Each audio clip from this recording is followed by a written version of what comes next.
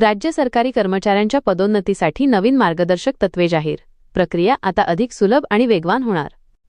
मुंबई राज्य शासकीय अधिकारी आणि कर्मचाऱ्यांच्या पदोन्नती प्रक्रियेत सुसूत्रता आणण्यासाठी आणि ही प्रक्रिया विहित वेळेत पूर्ण करण्यासाठी महाराष्ट्र शासनाने 1 ऑगस्ट 2019 रोजी नवीन एकत्रित मार्गदर्शक तत्त्वे जाहीर केली आहेत. या निर्णयामुळे पदोन्नतीसाठीच्या विविध शासन आदेशांमधील संभ्रम दूर होऊन प्रशासकीय कामकाज अधिक सुलभ होणार आहे. महत्त्वाचे बदल आणि वैशिष्ट्ये. एकात्मिक मार्गदर्शक तत्त्वे. पदोन्नतीसाठी यापूर्वी विविध वेळी निर्गमित केलेले अनेक शासन निर्णय आणि परिपत्रके एकत्रित करून आता एकच सर्वसमावेशक नियमावली तयार करण्यात आली आहे. आस्थापना मंडळांचे पुनर्गठन. उच्च पदस्थांच्या पदोन्नतीसाठी आस्थापना मंडळ 1 आणि 2 ची पुनर्रचना करण्यात आली आहे.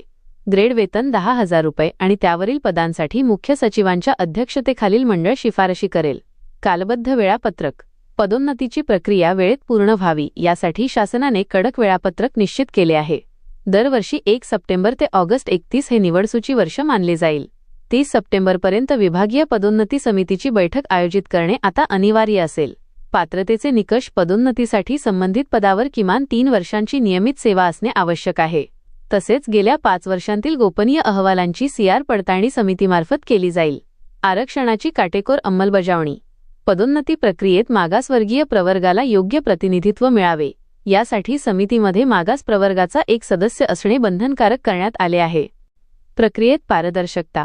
नवीन नियमांनुसार पदोन्नतीसाठी पात्र असलेल्या उमेदवारांची ज्येष्ठता यादी दरवर्षी 31 मार्चपर्यंत प्रसिद्ध करणे आवश्यक आहे. तसेच ज्या कर्मचाऱ्यांची पदोन्नती नाकारली जाईल त्याची सविस्तर कारणे इतिवृत्तात नमूद करावी लागणार आहेत, ज्यामुळे प्रक्रियेत पारदर्शकता येईल. या नवीन नियमांमुळे सरकारी सेवेतील पदोन्नतीचे प्रलंबित प्रश्न सुटण्यास मदत होईल आणि कर्मचाऱ्यांना त्यांच्या हक्काची पदोन्नती वेळेवर मिळेल असा विश्वास व्यक्त केला जात आहे.